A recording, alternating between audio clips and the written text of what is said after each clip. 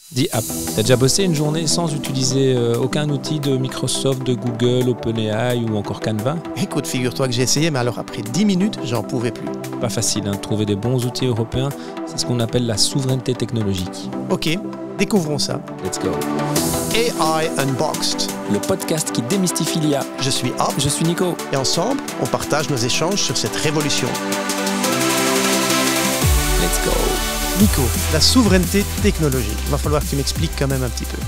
La souveraineté technologique, c'est cette capacité à garder un contrôle, un certain contrôle ou un contrôle total sur ces données, sur les outils qu'on utilise, sur les endroits où on va stocker des données, que ce soit pour des pays ou pour des entreprises et des PME.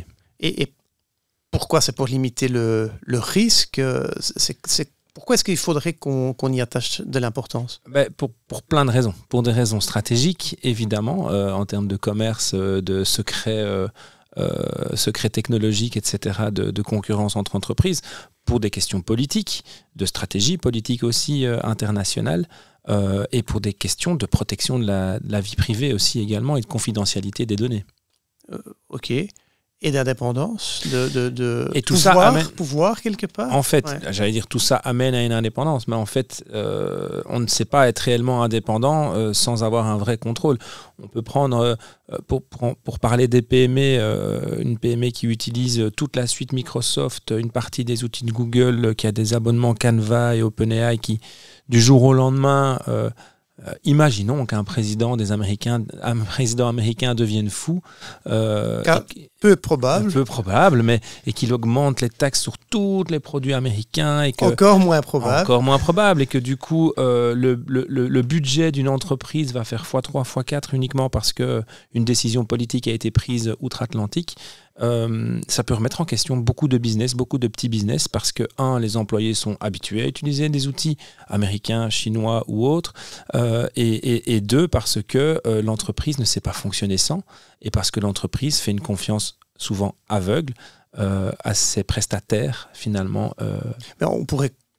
américain. On pourrait comparer les conséquences à un hacking où effectivement on n'a plus accès à son réseau, on perd toutes ses données, etc. Les effets seraient quand même vraiment comparables, non? Ah oui, quand même. Ça peut être un tremblement de terre. Alors évidemment, ils n'ont pas d'intérêt business de le faire. Mais encore une fois, on le voit avec Trump, il peut se passer n'importe quoi.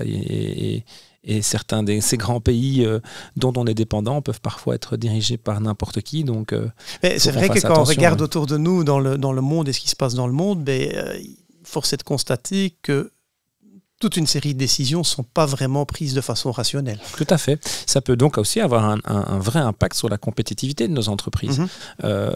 Et même sur, on va dire, le PIB européen, finalement. C'est une grosse richesse qui est exportée en Chine et aux États-Unis de manière constante pour des softwares, pour quelque chose qui n'est pas matérialisé, qui n'est pas livré par container, qui est livré par des petits tuyaux dans le cloud aux États-Unis, et ça représente quand même des grosses dépenses pour beaucoup d'entreprises. Oui, et quand on prend la fameuse expression que « data is the new oil », effectivement, on a vu ce qui pouvait arriver pendant les années 70, voire plus récemment, au moment que la guerre en Ukraine a éclaté et que les prix de l'énergie ont flambé. Si effectivement les données, c'est le nouveau pétrole... C'est une belle analogie. Ce serait comme si on produisait notre propre pétrole en Europe, mais qu'on allait le stocker dans des hangars aux États-Unis. Parce qu'on fait confiance aux États-Unis et que les hangars là-bas sont plus grands et moins chers et je ne sais pas quoi. Oui, ça paraît complètement fou, en fait. On produit une richesse intellectuelle, on produit une richesse dans le développement, dans l'innovation en Europe. Et on va déposer tout ça sur des ordinateurs et des data centers américains ou chinois ou autres. Et ça se passe vraiment à très très grande échelle. Je crois qu'on se pose même plus la question. On n'est peut-être pas vraiment conscient non plus du risque ou des conséquences que ça pourrait avoir si un jour Trump s'arrêtait de faire du taco, où finalement, de grandes annonces et puis finalement il se retire dernière minute. Et quand on voit les études qui démontrent qu'aujourd'hui 75% du marché du cloud européen, il est contrôlé par finalement 3 sociétés américaines. Donc en plus d'avoir ce risque US, Union européenne, ben, c'est même au sein des États-Unis que c'est vraiment ce pouvoir ou ce contrôle est vraiment concentré au sein de seulement 3 entreprises. Et à côté de ça, plus de 90% des modèles IA qu'on utilise en Europe ben, sont non européens. Bon, je crois qu'il y a un petit peu de chinois plus de l'US. Mais voilà, c'est une concentration vraiment énorme. Oui. Et c'est historique en fait finalement. Ça ne choquait plus personne, ou en tout cas j'en entendais pas parler, du fait que toutes les universités, tous les hôpitaux, je ne sais combien, l'immense majorité des entreprises belges, européennes, toutes, du moindre petit magasin, du moindre petit business, utilisent Microsoft et Windows et Excel et Word et PowerPoint et Outlook et tous ces outils Microsoft dont on est dépendant, et dont on est dépendant à plein d'endroits stratégiques. J'ai parlé des hôpitaux, j'ai parlé des universités, des écoles, des cabinets politiques, tout ça. On se rend compte maintenant que ça peut être dangereux, qu'une guerre mondiale n'est pas spécialement une guerre avec des bombes, qu'une guerre mondiale est une guerre aussi des données, est une guerre de la sécurité, et que si les Américains ont un cheval de Troie pareil, il serait bête de pas en profiter. En tout cas, Windows et Microsoft l'a certainement fait pendant des années, dans des objectifs plus marketing et pas spécialement des objectifs de guerre et de conquête. Enfin, une forme de conquête quand même. Ouais.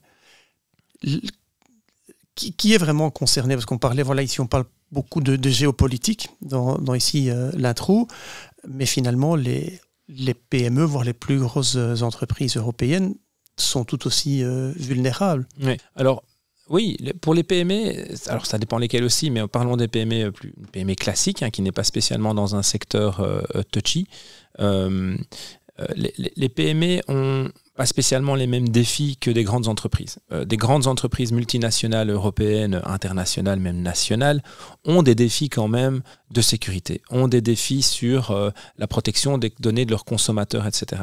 Ils ont même des équipes pour s'en occuper. Ils ont même des équipes. Des experts. Ouais. Exactement. Et le RGPD est arrivé pour les obliger aussi à le faire, à donner accès à la donnée à leurs consommateurs, etc.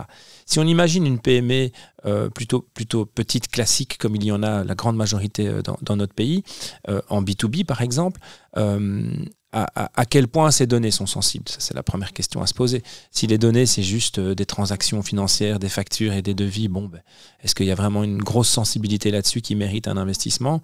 Mais c'est plus dur pour une PME, parce que c'est plus difficile pour une PME de mettre en place un système propre à elle, complètement sécurisé, étudié par des consultants, mis en place par des équipes d'IT et hébergé dans des clouds qui coûtent beaucoup plus cher ici en Belgique, voire en France ou en Europe.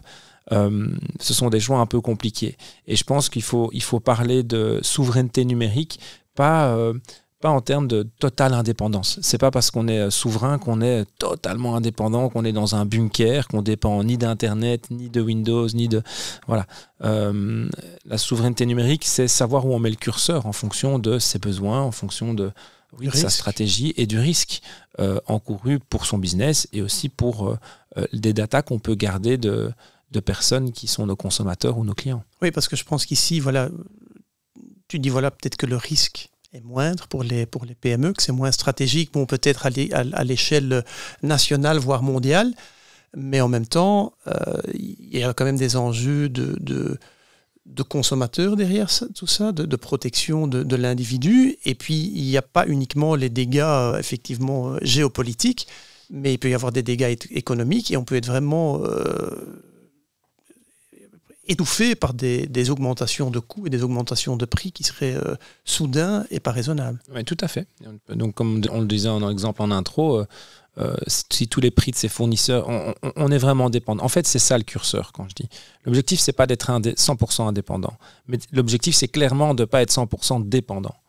Dépendant de Microsoft, qui demain change ses licences, ou demain...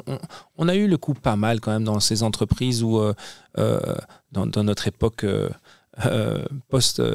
pré-internet, et même post-Internet, mais en tout cas au début de l'informatique en entreprise, de toutes ces entreprises qui avaient décidé dans les années 90 de ne plus jamais mettre à jour leur système informatique parce que s'ils mettaient à jour sur le nouveau Windows 98, tout ce qu'ils avaient mis en place pendant 10 ans ne marchait plus.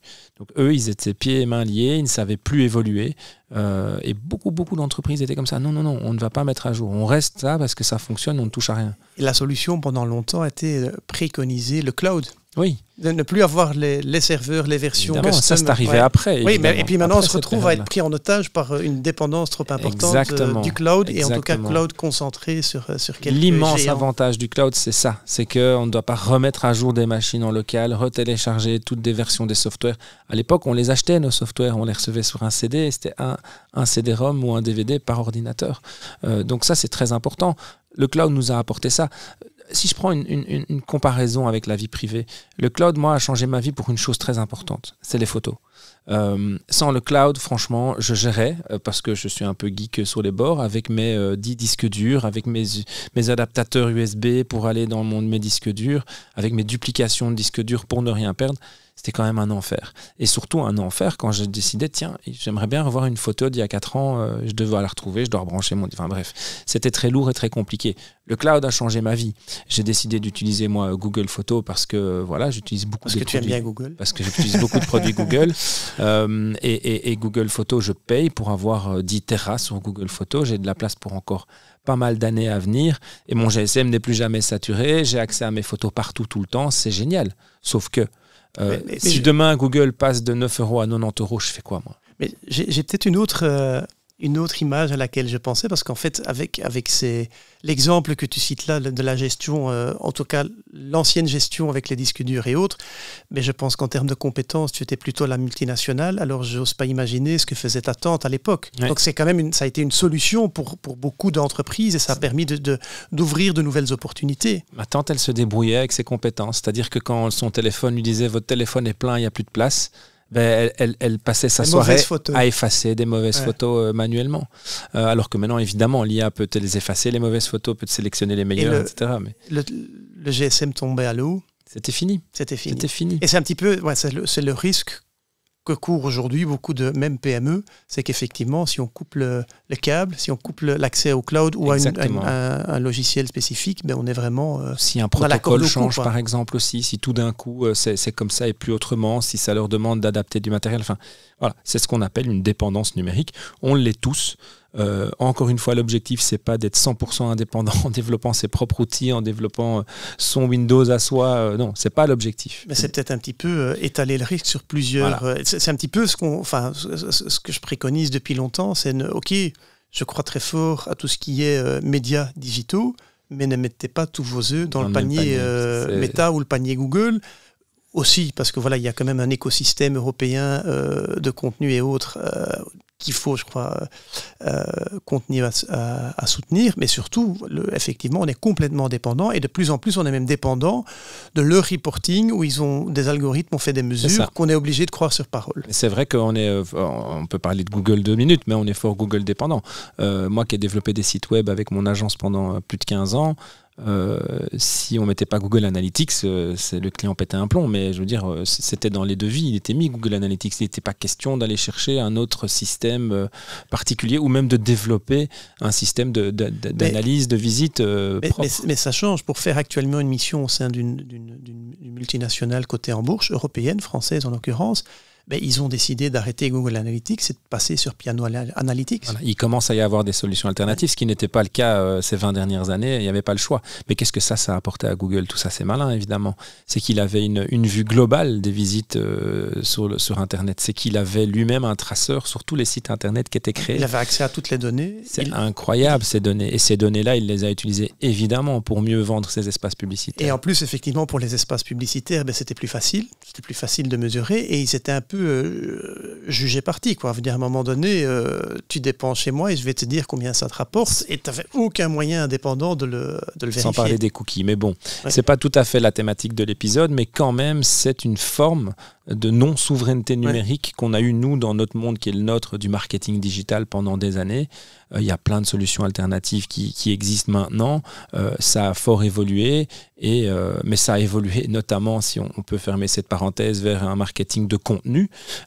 Sauf que le contenu, il est partagé où ça? Il est partagé sur des plateformes américaines et chinoises, et pas sur des plateformes européennes. Ouais. Il n'y a aucune plateforme de réseau social européen n'a émergé ces 20 dernières années. Alors, est-ce qu'il y a des solutions? Est-ce qu'il est trop tard? Est-ce que tout est perdu? Parce que bon, voilà, il y a quand même... Il y a ces géants qui ont de toute façon accumulé une masse de données historiques gigantesque. Ils ont en même temps accumulé des réserves financières sur leur compte en banque gigantesques. Ils nous ont rendus accros à leurs outils. Oui. Aussi. Parce qu'on est formé à ces outils et on n'a pas envie de changer. Et donc ce mix-là, il fait quand même qu'ils ont beaucoup de cartes en main, un peu trop. Alors c'est intéressant, on en parle. L'Europe en parle beaucoup. Tu sais, on avait fait dans un épisode cette blague... les États-Unis innovent, la Chine copie et seulement des années après, l'Europe régule. Au moins, ça, elle le fait, l'Europe. Elle l'a bien fait. On va évoquer un petit peu l'AI Act, Gaia et des choses comme ça. Mais est-ce qu'on vient pas à chaque fois un petit peu en retard avec la régulation? Enfin, en tout cas, on essaye de corriger des choses qui ont déjà été inventées aux États-Unis, parfois même déjà copiées en Chine. On essaye de les réguler, alors... est-ce que l'Europe vient trop tard ou est-ce que souvent les États-Unis avancent trop vite et trop tête dans le guidon, comme on dit, sans vraiment voir où ils vont et en se fichant complètement des dégâts que ça peut faire sur le moyen ou le long terme? Alors, est-ce qu'aujourd'hui, Nicolas, on est en plein dans un épisode où pour la première fois tu plaides pour de la régulation européenne? Je suis surpris, étonné. Non, je plaide pas, mais je veux juste pas être catégorique en disant l'Europe est toujours en retard à réguler. Non. Évidemment, d'abord, réguler, ça se fait après. Voilà. Tu régules pas quelque chose qui n'existe pas encore. Voilà, c'est pas possible. Donc, elle le fait après. Ce qui peut m'embêter, c'est que l'Europe n'a pas innové. C'est ça que je veux dire, c'est que c'est bien que l'Europe régule, heureusement que l'Europe régule, heureusement qu'on a la RGPD pour nous protéger en Europe. Beaucoup de consommateurs ne se rendent pas compte, mais quand on est face à des marques européennes, on a quand même une vraie protection sur la transparence, l'information, plein de choses. Et donc, mais l'Europe n'innove pas assez. Alors on peut parler qu'est-ce qu'il y a comme modèle de langage européen? On va tout de suite y venir, mais juste pour clôturer ce point régulation, est-ce que tu crois qu'ici, une des solutions, une part de la solution, c'est la régulation? Mais c'est très difficile parce que si on régule... Regarde le RGPD, c'est encore une fois le meilleur exemple. Le RGPD, là, il est en place. Sauf que les Américains ne le respectent pas, ils n'ont pas l'obligation de le respecter. Même alors qu'ils vendent leurs produits en Europe. Et même pour que la plupart ont un siège en Europe. Google ne respecte pas totalement le RGPD comme il devrait, Gmail ne le fait pas, etc. Donc, ils le font sur des modèles payants. Alors ça, c'est tout à fait le modèle libéral américain. Tu as le cas avec Copilot, par exemple, qui garantit aux entreprises qui payent l'abonnement. Copilot, qui est l'IA intégrée aux solutions Copilot, Microsoft. qui est d'abord un modèle de langage, mais qui est fort basé sur OpenAI. Donc, c'est quand même un partenariat avec OpenAI. Mais effectivement, la suite Office de Microsoft qu'on a cité tout à l'heure, Excel, Outlook, PowerPoint et tout ça, sont augmentés par Copilot qui est une couche qui intègre tout. Donc ça, c'est vraiment pratique puisqu'on a déjà tous en main ces outils-là. On est déjà dépendant numériquement de ces outils-là. Et quand tu prends l'abonnement pro de Copilot, qui est un abonnement payant, il utilise quand même toutes tes données pour entraîner son modèle. Donc, un, tu payes, ça c'est une chose, et deux, malgré le fait que tu payes, tes données entraînent son modèle. Sauf si tu prends l'abonnement vraiment supérieur, le Copilot 365, où là, c'est écrit noir sur blanc, c'est son argument de vente, c'est de dire vos données, elles vont rester confidentielles, et je pense même qu'il dit que ces serveurs seront en Europe. Et donc, pour protéger ses intérêts, il faut payer plus cher, voire beaucoup plus cher. Encore plus cher. Ouais. Et en plus, il faut continuer à faire confiance à Microsoft. Parce qu'il te le dit ça, il te dit vos données seront protégées, mais bon, il n'y a pas d'audit qui se font là-dessus. Dans 3 mois, dans 3 ans, on aura on nous annoncera qu'il y a un changement dans les conditions. On aura une case à cocher. Que personne ne lira, enfin moi non plus. Que tout le monde cochera. Voilà. C'est ça. Peut-être avant de regarder peut-être d'autres leviers, la fiscalité ou les taxes sont aussi une façon de réguler quelque part la taxe sur certains services digitaux où effectivement toute la valeur ajoutée, tous les bénéfices partent aux États-Unis. Il y a quand même plusieurs pays européens, récemment le Canada, puis qui a été contraint un petit peu dans leur conflit de commerce avec les États-Unis, en tout cas temporairement, de se retirer. C'est une forme de régulation? C'est une forme de régulation. D'abord, la première dérégulation, c'est les obliger à déjà payer leurs impôts, qui est une forme de taxe, mais de payer leurs impôts dans les pays où ils génèrent des millions, voire des milliards. Le fait que Google soit basé en Irlande, que Microsoft aussi, que je suppose qu'OpenAI a un siège social en Europe, enfin ils l'ont tous, hein, Facebook en a un aussi, et qu'ils fassent tout pour limiter les impôts qu'ils payent en Europe. Déjà là, il y a un problème de régulation. Et ensuite, effectivement, c'est toujours le même débat, parce que si on commence à taxer le prix que peut avoir une solution payante comme je sais pas, Google Business ou Microsoft ou Salesforce ou j'en sais rien moi, plein d'autres solutions comme ça, c'est évidemment le consommateur qui va payer. C'est évidemment les prix que nous, on va devoir mettre sur la table pour utiliser notamment des PME, pour utiliser des solutions qui nous conviennent très bien, parce que finalement, on a fait le choix de les utiliser. Ça va être problématique au départ. Par contre, ça aura peut-être la bonne nouvelle de générer des initiatives européennes qui n'auront pas cette surtaxe et qui deviendront plus accessibles. Voilà, donc passons peut-être de la régulation à l'innovation. Hein, et est-ce qu'on peut effectivement rattraper, battre les États-Unis sur ce domaine? Je crois qu'il y a quand même des initiatives européennes qui sont mises en place petit à petit. Il y a déjà eu tout d'abord, et pas que dans le domaine technologique, je crois qu'on voit la même chose dans le domaine industriel, une prise de conscience de l'importance de l'indépendance stratégique, et il y a des initiatives européennes concernant la technologie également. Oui, alors la prise de conscience, je ne pense pas qu'elle est politique bottom-down, c'est plutôt des initiatives de gens très intelligents, malins, européens, qui ont dit maintenant moi je vais faire ça, et puis après un an ou deux, les États se sont dit ah, ok, tiens, ça a l'air intéressant ton truc, on va prendre ça comme fer de lance pour dire voilà, nous on est souverain et on soutient des initiatives comme ça. Donc potentiellement, c'est vraiment venu d'acteurs indépendants et petits. Il y a des États, notamment en Asie, où c'est l'État qui prend en main ça. C'est l'État qui fait éclore des startups IA gigantesques comme DeepSeek, comme autres. Elles sont initiées par une volonté politique. Et ça, évidemment, en Europe, je pense qu'on n'a pas. Ça, c'est la première chose. Et les trois initiatives que moi, je voudrais citer, c'est une qui s'appelle Gaia X, une qui s'appelle Mistral, ça, je pense que c'est la plus connue, Mistral AI, et la dernière, qui sont des Allemands, qui c'est Alep Alpha. Alors, on peut commencer dans l'ordre ou... Oui, vas-y. Gaia X, c'est intéressant. En plus, Gaia X, c'est en partie lié à la Belgique, parce que c'est une association en Belgique qui essaye de créer une sorte de colonne vertébrale du hosting, notamment de l'hébergement des datas, pour avoir des standards, des labels, de l'interopérabilité entre les acteurs européens qui permettent d'héberger des modèles de langage et des outils IA, et également une force de calcul.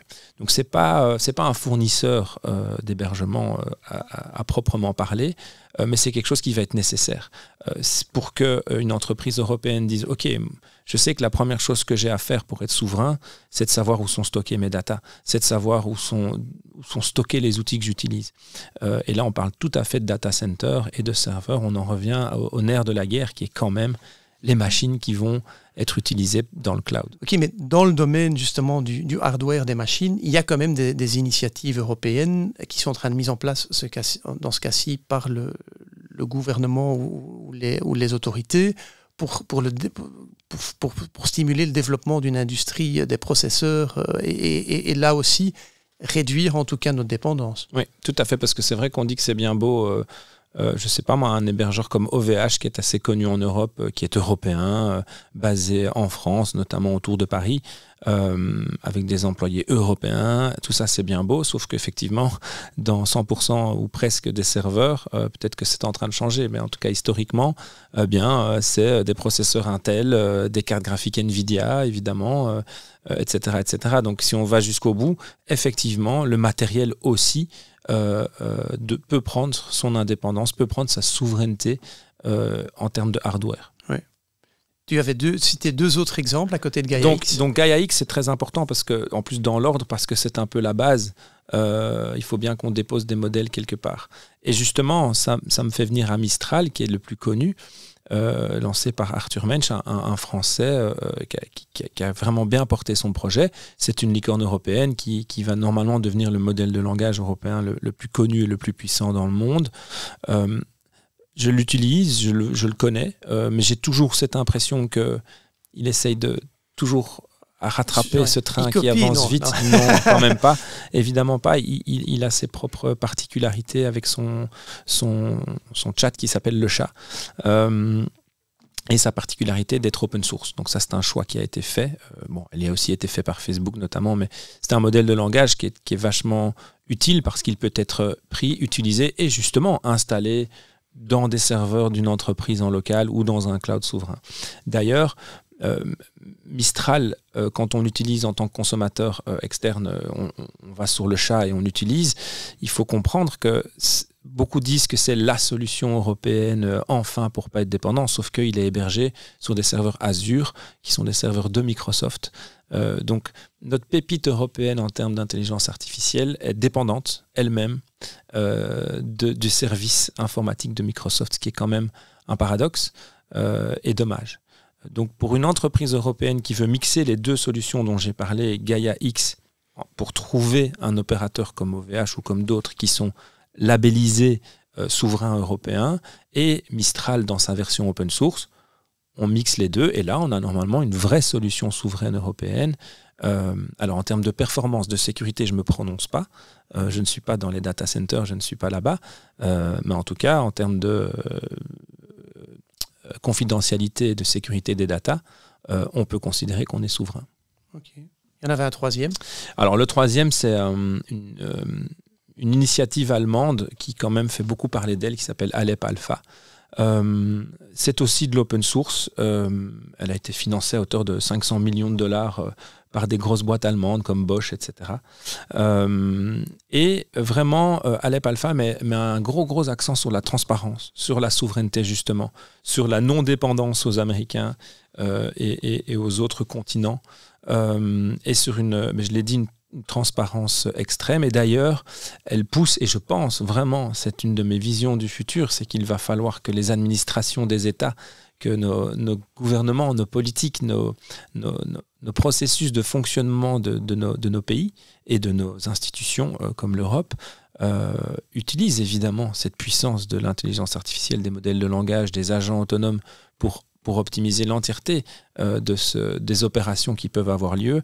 Et eux, ils proposent vraiment des solutions pour les États. Je pense que l'État allemand sera évidemment le premier à faire ce genre de test.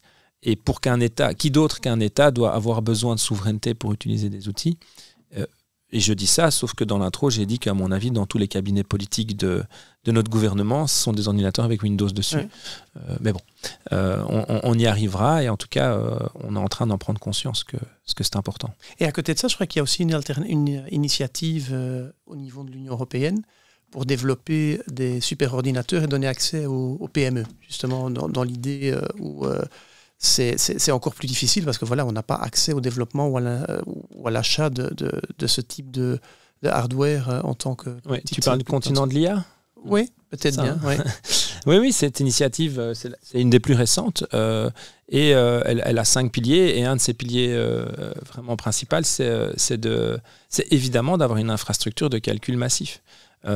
Pour qu'on fasse travailler des modèles de langage, il doit faire beaucoup de calculs et ce serait bien qu'on fasse faire ces calculs par, encore une fois, du matériel, des machines et des endroits, des data centers et du cloud qui est intra-européen. Ok Nico, j'espère qu'on a réussi à bien conscientiser sur l'importance de ce sujet pour la PME moyenne. Mais je crains qu'on a peut-être aussi un petit peu effrayé parce que ça semble complexe tout ça. Alors comment et où commencer ? Pour ça que je ne répéterai jamais assez, l'objectif, ce n'est pas d'être 100% souverain, 100% indépendant. L'objectif, c'est de comprendre où mettre le curseur. Et donc, je pense que la première étape à faire, c'est notamment en termes d'outils numériques, d'outils technologiques, ce qu'on appelait avant les programmes, les softwares, de faire un audit. Qu'est-ce qu'on utilise ? Qu'est-ce que toute mon entreprise utilise comme outil ? Et de vraiment, se pencher dessus sérieusement. Et en évaluant sans doute ce qui a le plus d'impact, ce qui est le plus stratégique. Exactement. Pourquoi on les utilise ? Comment ? À quelle fréquence ? Combien ils nous coûtent ? Qu'est-ce qui nous rapporte en termes de gain de temps ? Une fois qu'on a fait cette image, cette vue un peu satellite de ce qu'on appelle notre stack, finalement, technologique, il faut essayer de comprendre... En quoi toute cette révolution de l'intelligence artificielle, des modèles de langage, peut changer l'approche qu'on a de l'utilisation, des besoins qu'on a de ces outils technologiques. Et à ce moment-là, commencer à tester, à explorer des alternatives. Si on veut rester souverain, évidemment, tester des alternatives européennes, locales entre guillemets, savoir un petit peu ce qu'on fait et comprendre qu'il y a deux aspects très importants. Il y a l'aspect cloud, l'aspect hébergement, où est-ce qu'on va déposer ces outils technologiques qu'on utilise, ces programmes, et deux, il y a les programmes en soi. Donc il y a la boîte à outils, elle est importante tout autant que les outils à l'intérieur. Et puis je crois qu'on a parfois un avantage en commençant un peu plus tard, c'est qu'on on est conscient de certains risques, de certains défis, de certains facteurs clés de réussite, et on peut tenir compte dès le départ, forcément du RGPD, AI Act, etc. Et justement de cette dépendance, alors que des sociétés américaines ou autres qui se sont lancées, qui sont complètement intégrées sur quelques providers. Elles sont allées vite et elles se sont un petit peu mis des menottes au poignet. Oui, et les Américains, il ne faut pas oublier que pour un OpenAI qui réussit, il doit y en avoir des milliers et des milliers d'entreprises qui se sont pris le mur complètement et qui ont explosé au décollage. Les Américains prennent plus de risques, tentent plus. C'est comme en bourse. C'est pour ça qu'il y a plus d'innovation. On a des profils risqués, moins risqués ou pas risqués du tout. Et je pense que l'Europe n'est pas dans les profils les plus risqués en termes d'innovation et de prise de risque. Mais je crois qu'il faut vraiment mettre l'accent sur ce que tu disais, c'est qu'il ne faut pas être nécessairement 100% indépendant et probablement qu'une solution hybride où on cherche des solutions, des routes alternatives pour les éléments vraiment critiques, et que par contre, des éléments moins critiques, là, on va pour le coût, l'efficacité. Tout en faisant ces évaluations de dépendance. C'est-à-dire, demain, si Microsoft a une panne, ça est arrivé déjà, peut-être pas pour ces gros, mais Microsoft en a déjà eu une panne européenne. On ne peut plus travailler pendant une journée. Ok, qu'est-ce qu'on fait s'il y a une panne européenne ? Qu'est-ce qu'on fait s'il y a une inondation dans nos bureaux ? Mais voilà, c'est ce que j'allais dire. Finalement, n'importe quelle entreprise a un plan d'évacuation en cas d'incendie. Exactement. C'est pas tellement différent. Il faut juste le mettre à jour un peu plus souvent que le plan d'évacuation. Tout à fait. Tout à fait. Ok. Est-ce que tu crois qu'on peut résumer en quelques minutes pour ceux qui ont raté tout le début? on peut essayer.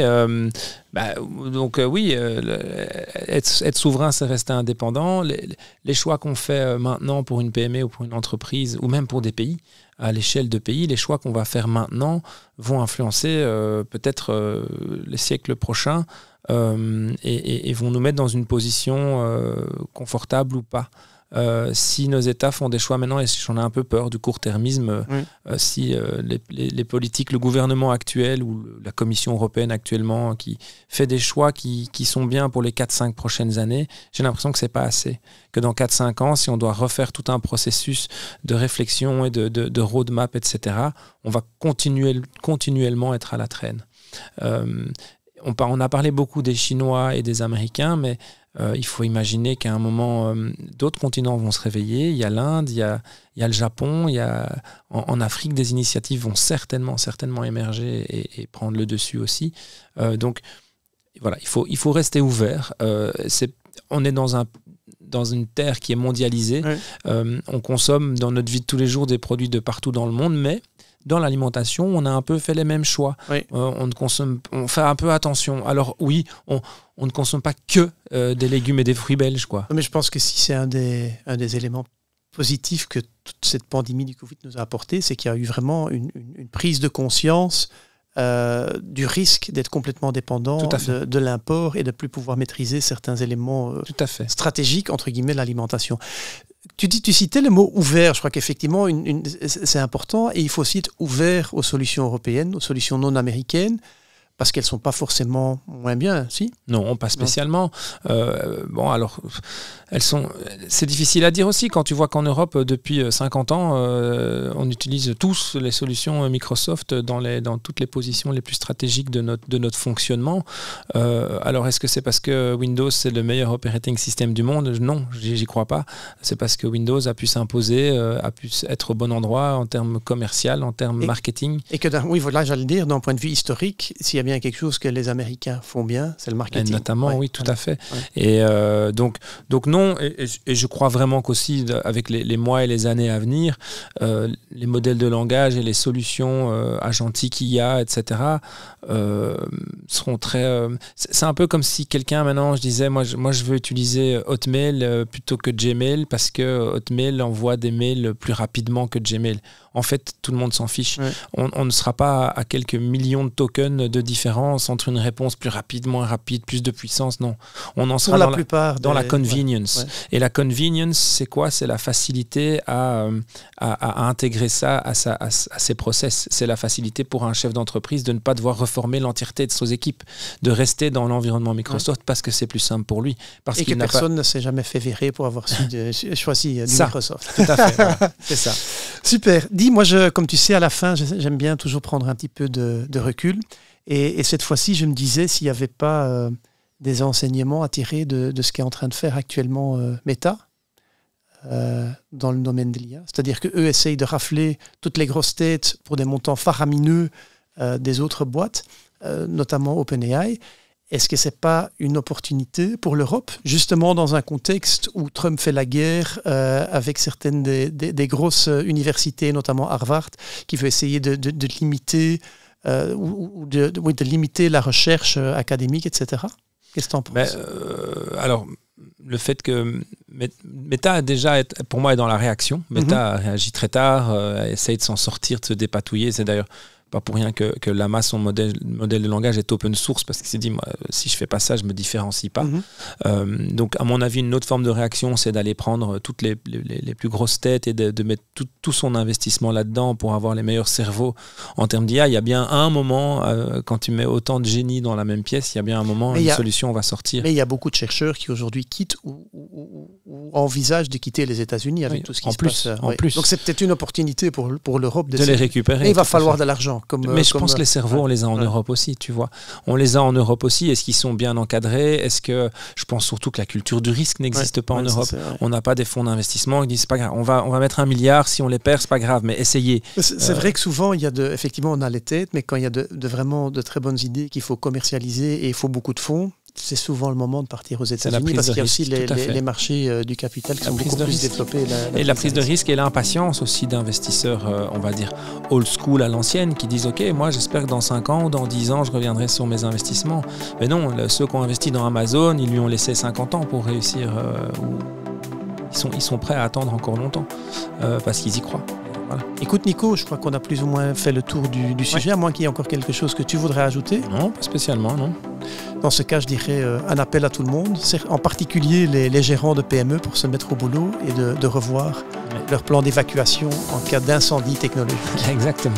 Allez, à bientôt, ciao ciao. Merci, ciao.